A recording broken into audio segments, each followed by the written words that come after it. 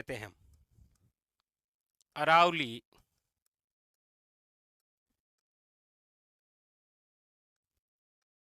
पर्वतमाला।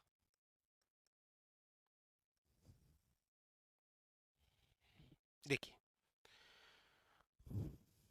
अरावली पर्वतमाला, और यदि हम मैप से बात करें तो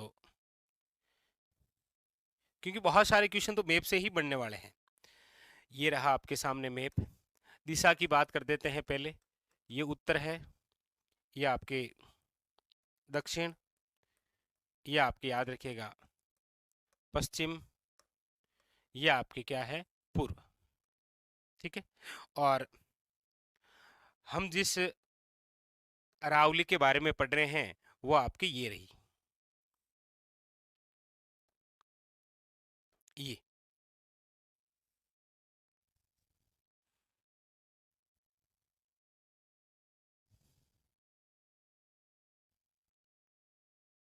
ये क्या है अरावली। ठीक है, देखिए ये आपके अरावली।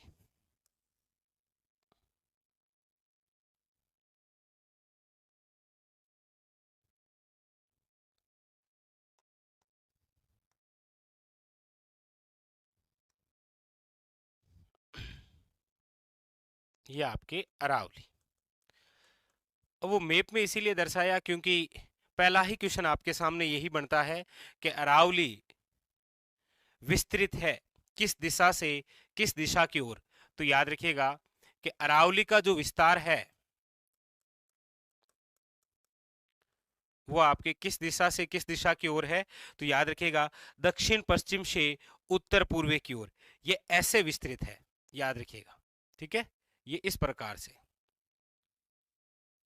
ये इस प्रकार से क्या है विस्तृत। ठीक है, तो पहला क्वेश्चन तो यही होता है, याद रखिएगा दक्षिण पश्चिम से, दक्षिण पश्चिम से उत्तर पूर्व की ओर। ये तो ठीक है, दिशा से विस्तृत हो गई, लेकिन पूछा जाता है कि अरावली का विस्तार कहां से लेकर कहां तक है। तो आपको याद रखना है कि अरावली का जो विस्तार है वो पालनपुर, पालनपुर,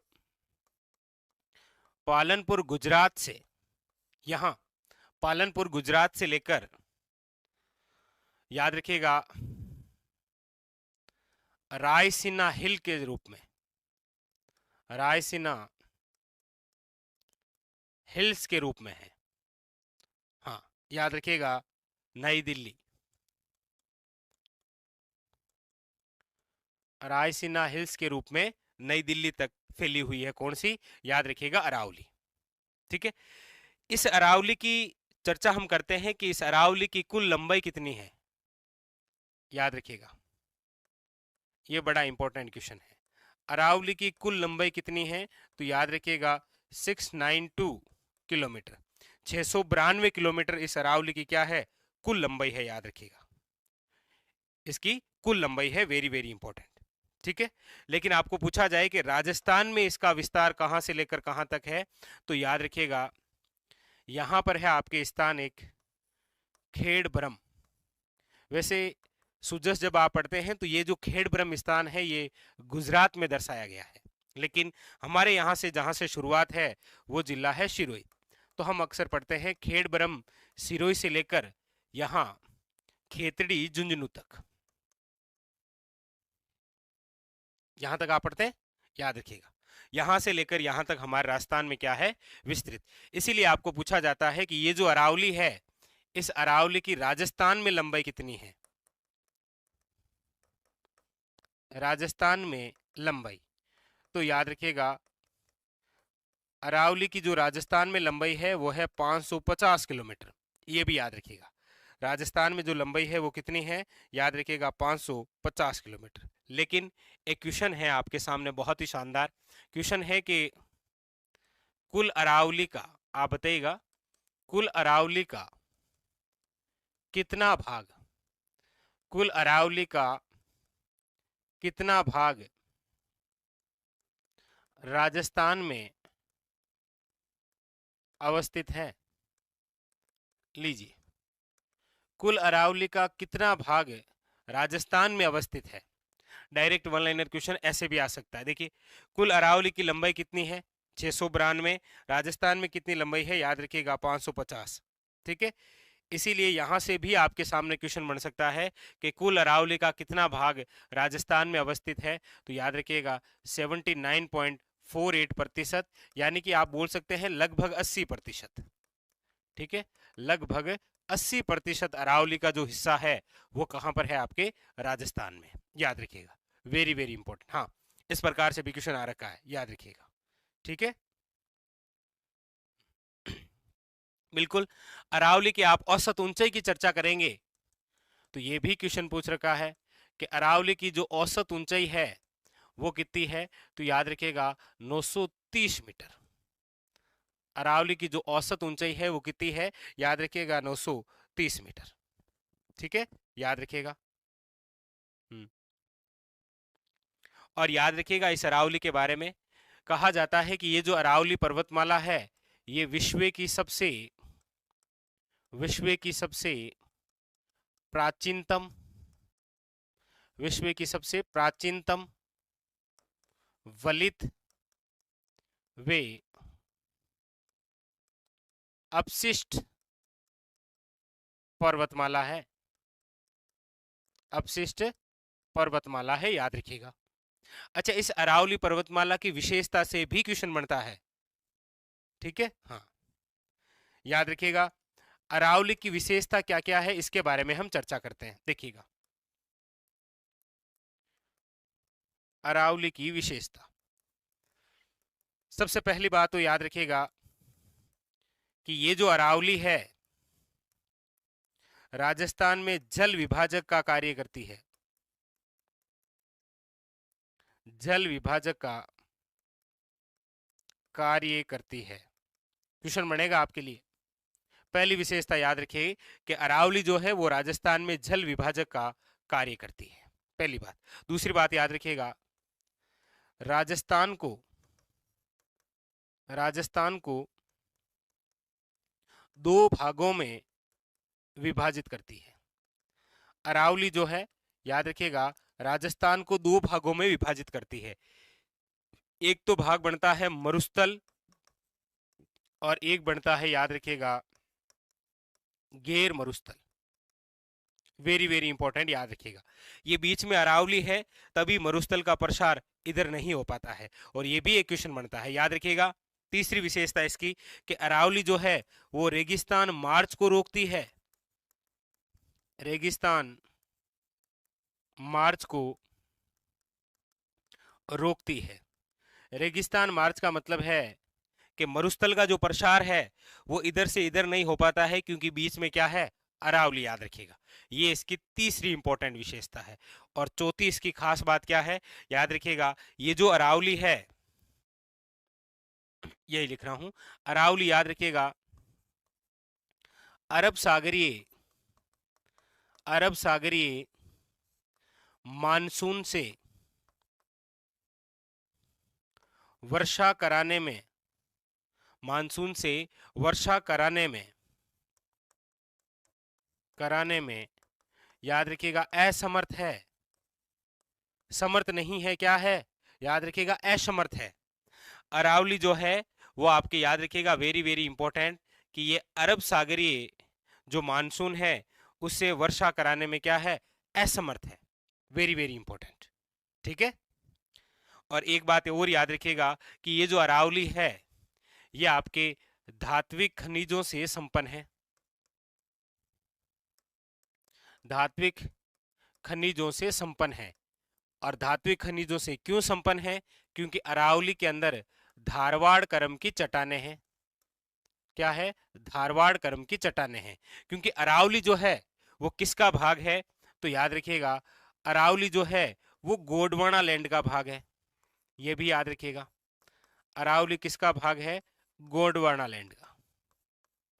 गोंडवाना लैंड का क्या है? ये भाग। और याद रखिएगा इसकी जो उत्पत्ति है वो कब हुई है?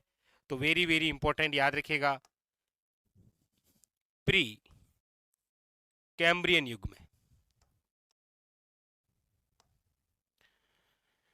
अरावली पर्वतमाला की जो उत्पत्ति है वो किस काल में हुई है? तो याद रखिएगा प्री कैम्ब्रियन युग में हुई है। ठीक है, प्री कैम्ब्रियन युग में, ये और इंपॉर्टेंट है। तो अरावली से संबंधित ये सारे फैक्ट आपके एग्जाम के लिए बहुत ज्यादा इंपॉर्टेंट है, याद रखिएगा। यहां से क्वेश्चन थ्योरेटिकल भी बन सकता है, डायरेक्ट वन लाइनर क्वेश्चन भी बन सकता है। और याद रखिएगा कि अरावली जो धात्विक खनिजों से संपन्न है, वन्य, ये आपके वन्य जीव संपदा से भी क्या है, संपन्न है। ठीक है, तो वेरी वेरी इंपॉर्टेंट। एक बार देख लीजिएगा, अरावली पर्वतमाला विश्व की सबसे प्राचीनतम वलित और अपशिष्ट पर्वतमाला है, पहली बात। दूसरी, इसकी जो उत्पत्ति है वो प्री कैम्ब्रियन युग में हुई है। तीसरी बात, ये किसका भाग है, गोंडवाना लैंड का। ठीक है, अगली बात याद रखिएगा कि अरावली जो पर्वतमाला है, हाँ, इसकी औसत ऊंचाई कितनी है? तो याद रखिएगा 930 मीटर। इसका विस्तार कहां से लेकर कहां तक है? तो याद रखिएगा पालनपुर गुजरात से लेकर रायसीना हिल के रूप में। ठीक है, हरियाणा में एक पहाड़ी है जिसका नाम है ढोसी की पहाड़ी, बताइएगा उसकी ऊंचाई कितनी है? यहाँ पर हरियाणा में इसको, हाँ, ढोसी की पहाड़ी भी बोलते हैं। बताइए इसकी ऊंचाई कितनी है ढोसी की पहाड़ी की? ठीक है, और राजस्थान में इसका विस्तार शिरोई से लेकर खेतड़ी तक है, याद रखिएगा। अरावली की कुल लंबाई 692 किलोमीटर है, जबकि राजस्थान में इसकी 550। इसीलिए क्वेश्चन बनता है यहां से कि कुल अरावली का कितना भाग जो है वो राजस्थान में अवस्थित है, याद रखिएगा लगभग आपके 80, याद रखिएगा, ये इंपॉर्टेंट और बात है। इसके अलावा आपको ये याद रखना है कि अरावली जो है इसकी मोस्ट इंपॉर्टेंट विशेषता क्या है, इसकी इंपॉर्टेंस क्या है? तो याद रखिएगा जल विभाजक का कार्य करती है, राजस्थान को 2 भागों में विभाजित करती है, रेगिस्तान मार्च को रोकती है, अरब सागरीय मानसून से वर्षा कराने में असमर्थ है, याद रखिएगा। ठीक है, और अगली बात याद रखिएगा कि धात्विक खनिजों से क्या है, ये संपन्न है। धात्विक खनिजों से क्या है, याद रखिएगा, वेरी वेरी इंपॉर्टेंट, संपन्न है।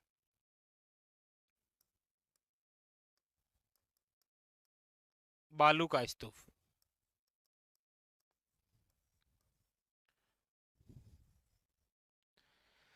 सबसे पहली बात कि ये जो आपके सामने बरखान बालू का स्तूप है, ये क्या होता है? देखिएगा, एक तो क्वेश्चन डायरेक्ट वन लाइनर आ जाता है आपके सामने। कैसे पूछा जाता है कि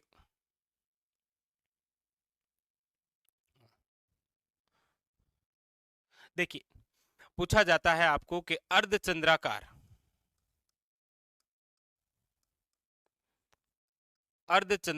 बालू का स्तूप,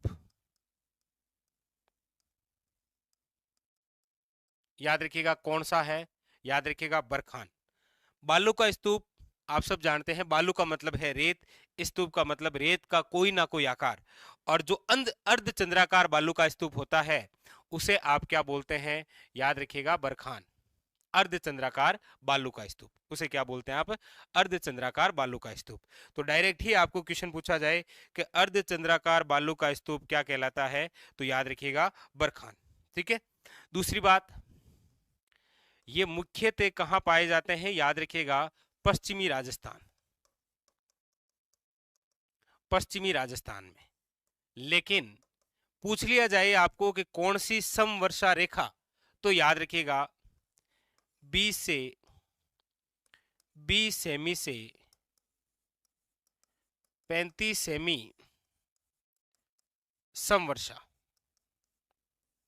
यहां पर ये इंपॉर्टेंट बात है, याद रखिएगा। ठीक है, हाँ, समवर्षा रेखा के मध्य क्षेत्रों के मध्य क्षेत्रों में कौन सा है? याद रखिएगा बरखान बालू का स्तूप। अच्छा, इसकी ऊंचाई की भी आप बात करेंगे कि बरखान जो बालू का स्तूप है ये कितना ऊंचा, तो याद रखिएगा 10 से लेकर 20 मीटर ऊंचाई। 10 से लेकर कितनी है? 20 मीटर, याद रखिएगा। अगर चौड़ाई की आप बात करेंगे, चौड़ाई, तो याद रखिएगा फिर वो 100 से 200 मीटर। ठीक है, वेरी वेरी इंपॉर्टेंट, ये भी थोड़ा सा ध्यान रखिएगा। ये जो बरखान है, आप पूछेंगे कि सर बरखान कहाँ का प्रसिद्ध है, बरखान बालू का स्तूप? तो फिर याद रखिएगा वो है आपके सामने भालेरी। भालेरी पालेरी गांव आप सुनते हैं ना, चूरू, यहाँ के बरखान क्या है, याद रखिएगा, बहुत ज्यादा प्रसिद्ध है, वेरी वेरी इंपॉर्टेंट। ठीक है, तो ऐसे भी क्वेश्चन आपके सामने पूछ रखा है ये। हाँ, और अगली बात याद रखिएगा, अगली बात यह है कि सर्वाधिक, राजस्थान में सर्वाधिक नुकसानदायी कोई बालू का स्तूप है तो वो यही है, सर्वाधिक नुकसानदायी। तो ये तो आपके सामने बरखान बालू का स्तूप से रिलेटेड चर्चा है, क्योंकि एग्जामिनर सबसे ज्यादा क्वेश्चन यही पूछता है, बरखान वाला। ठीक है, तो अर्धचंद्राकार बालू का स्तूप क्या कहलाता है, बरखान, पश्चिमी राजस्थान में है। लेकिन पश्चिमी राजस्थान में भी याद रखेगा 20 सेमी से लेकर 35 सेमी की जो समवर्षा रेखा है, उनके मध्य में जो बालू का स्तूप पाए जाते हैं वो है आपके कौन से, याद रखिएगा, बरखान बालू का स्तूप। ठीक है, इनकी ऊंचाई 10 से लेकर 20 मीटर तक होती है, चौड़े याद रखिएगा 100 से 200। प्रसिद्ध है भालेरी गांव चूरू, और सर्वाधिक क्या है, ये नुकसानदायी बालू का स्तूप है। लेकिन याद रखिएगा, यहाँ पर दो बड़े ही महत्वपूर्ण बिंदु लिख रहा हूं। एक तो आपको पूछा जाए कि सीप क्या है, और एक तरफ लिख दे आपको कि बरखान क्या है, तो याद रखिएगा सीप जो है वो है आपके अनुदेधरीय, अनुदेधरीय बालू का स्तूप, अनुदेधरीय बालू का स्तूप शीप है। जबकि याद रखिएगा बरखान, वेरी वेरी इंपॉर्टेंट, अनुप्रस्थ बालू का स्तूप, अनुप्रस्थ बालू का स्तूप, अनुप्रस्थ बालू का स्तूप। याद रखिएगा ये जो अनुदैर्ध्य बालू का स्तूप होते हैं ना, ये आपके पवन की दिशा के समांतर बनते हैं। ये कैसे बनते हैं, पवन की दिशा, पवन की दिशा के समांतर बनने वाले बालू का स्तूप क्या कहलाते हैं, अनुदैर्ध्य बालू का स्तूप। जबकि पवन की दिशा के समकोण, पवन की दिशा के समकोण बालू का स्तूप, यानी कि आपको पूछे कि राजस्थान का ऐसा कौन सा बालू का स्तूप है जो कि 90 डिग्री, याद रखिएगा, अनुप्रस्थ बालू का स्तूप, तो पवन की दिशा के समकोण बनने वाला जो बालू का स्तूप है वो कौन सा है, याद रखिएगा, अनुप्रस्थ बालू का स्तूप, वेरी वेरी इंपॉर्टेंट। अच्छा, एक और याद रखिएगा, आपको पूछा जाए कि धरियन क्या है, धरियन, याद रखिएगा ये आपके एक गतिशील बालू का स्तूप है। किस प्रकार का है, गतिशील बालू का स्तूप, या फिर इसे आप बोल सकते हैं भ्रमणशील बालू का स्तूप। भ्रमणशील जो बालू का स्तूप होता है उसे आप क्या बोलते हैं, याद रखिएगा धरियन, वेरी वेरी इंपॉर्टेंट। ठीक है, तो इस प्रकार से बालू का स्तूप से रिलेटेड भी आपके सामने कई बार एग्जामिनर क्वेश्चन पूछता है। ठीक है,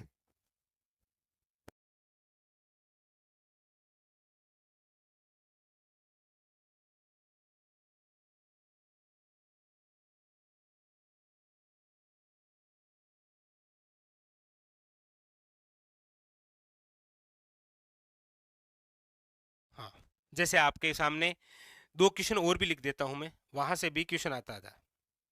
कौन सा देखिएगा, जैसे दो क्वेश्चन है आपके सामने, कौन से देखिएगा। एक तो क्वेश्चन है आपके सामने ये कि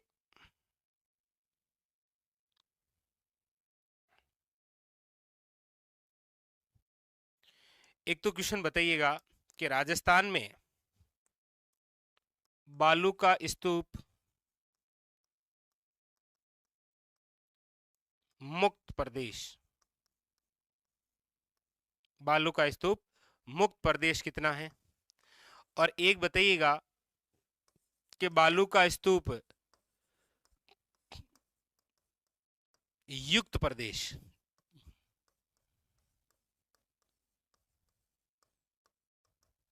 कितने प्रतिशत है। आप जब मरुस्थल पढ़ते हैं तो ये दो प्रकार के फैक्ट आप जरूर पढ़ते हैं, बताइए। हाँ, बालू का स्तूप मुक्त प्रदेश कितना है और बालू का स्तूप युक्त प्रदेश, याद रखिएगा, बड़े अच्छे क्वेश्चन बनते हैं यहाँ से। बालू का स्तूप जो मुक्त प्रदेश है वो तो है आपके सामने 41.50%, बड़ा अच्छा क्वेश्चन है, याद रखिएगा। और युक्त की आप बात करेंगे तो याद रखिएगा 48.5%, यानी कि 50%।